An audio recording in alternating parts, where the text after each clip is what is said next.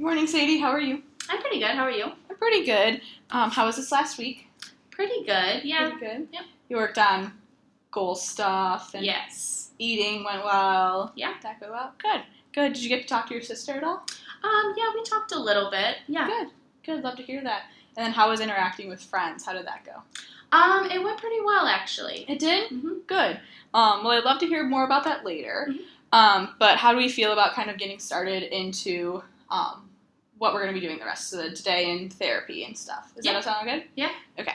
So last time we talked about starting dialectical behavioral therapy, DBT, Mm-hmm. and we kind of talked about like what that's going to look like in the next few weeks and stuff. Do you remember how we had that conversation? Yeah. All right. So do you remember how today we kind of talked about starting our mindfulness training? Yes. Okay. So just a reminder, like this part, just a little bit of psychoeducation part.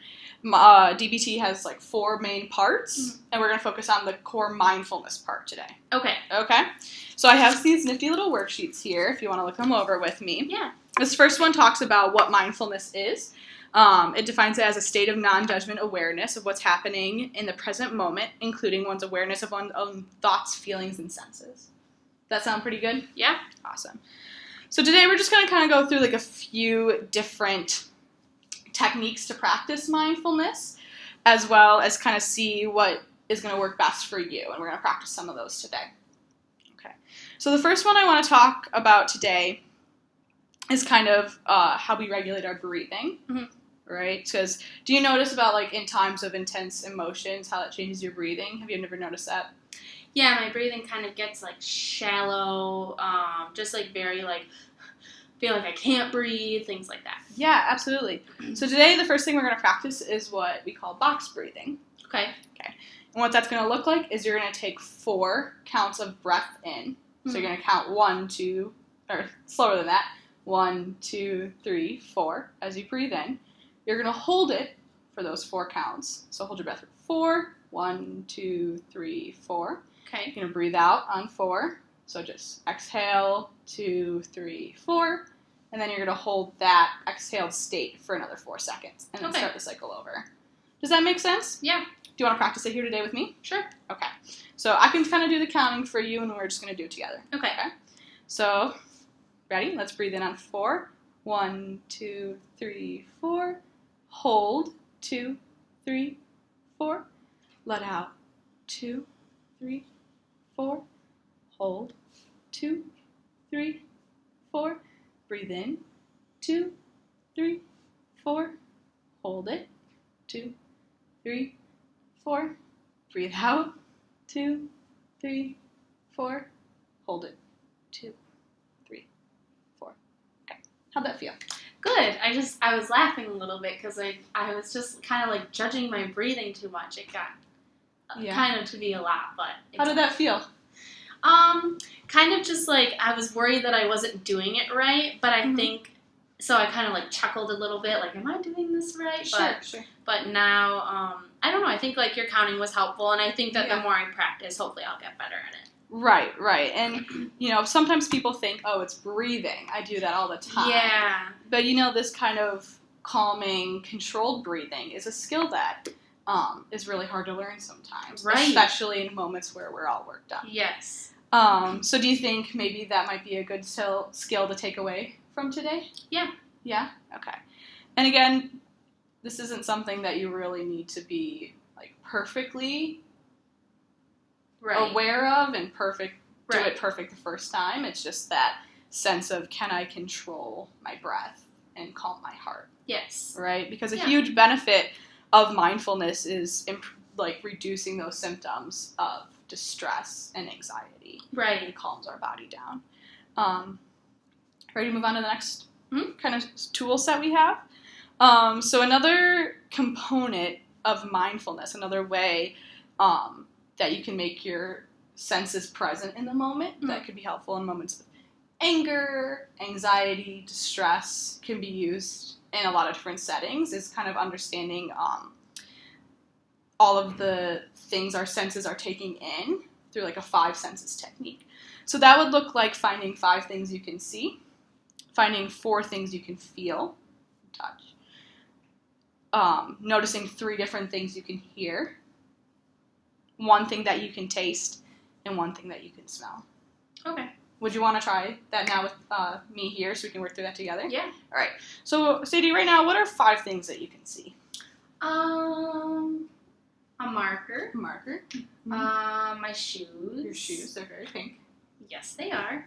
And my backpack. Your backpack. My coat. Your coat. And my phone. Your phone. Great job. 5 Thanks. wonderful things. How about 4 things that you can feel? The chair. The chair. Does it feel comfy? Yeah, actually. Yeah. And then my feet on the floor. Okay. I'm kind of like noticing my hand resting on my legs, and Sure. then also kind of like my back. It's kind of like the chair again, but kind of feeling like my back up against it and like my shirt. Yeah. Okay, great. Those were 4 really tangible good things. Mhm. Are there 3 different things that you can hear right now? I can hear people talking. Sure. I can hear the heat, probably. I was going to say air conditioner. That's not right. The heat in my voice. Perfect. 3 things that you can hear. I know it's kind of hard in this room because it's quiet. Yeah. In here. Is there anything that you can taste right now? Yes, I just ate lunch and I can taste a pickle. You can taste the pickle? Well, if you like pickles, that's a good taste Yes. to have in your mouth. And then right now, is there anything you can smell? A little bit my perfume. Your perfume. Yes. Very, very faint. Very faintly, but it's still like that sense of like you can smell and be like grounded in this moment. Yeah. Okay. That was a really good job for your first time doing that. Can you think Thanks. of an example of when this could be helpful later on? Probably when I'm feeling really upset, like whether it's about like maybe I didn't do well in school and got a bad grade back or something like that, or like maybe I'm in an argument with my friends. Mm-hmm. I think just like whenever I'm really maybe feeling either really down or like maybe very like elevated, like Sure. anxious or something, then I could probably use it then to just kind of like bring me back down, bring me back to Bring you back to the moment. reality, I guess. Yeah. Yeah, I think that those are really good times to use it. And maybe, do you think it might be effective to use it in conjoint with that box breathing, that first thing that we worked on? Yeah. Yeah. I think that would be a good idea too. I know that you're a student. I know that you have like a lot of stress, and it sounds like you walk to class a lot. Yeah. Is that fair to say? Mhm. So like the last skill that I want to kind of like work on together with is kind of using our walks and using that time that we're getting places as like intentional mindfulness time.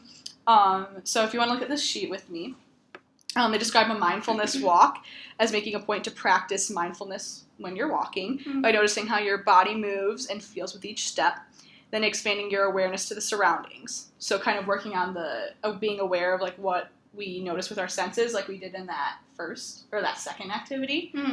So this technique can just be used in class, when you're moving about, however that may be.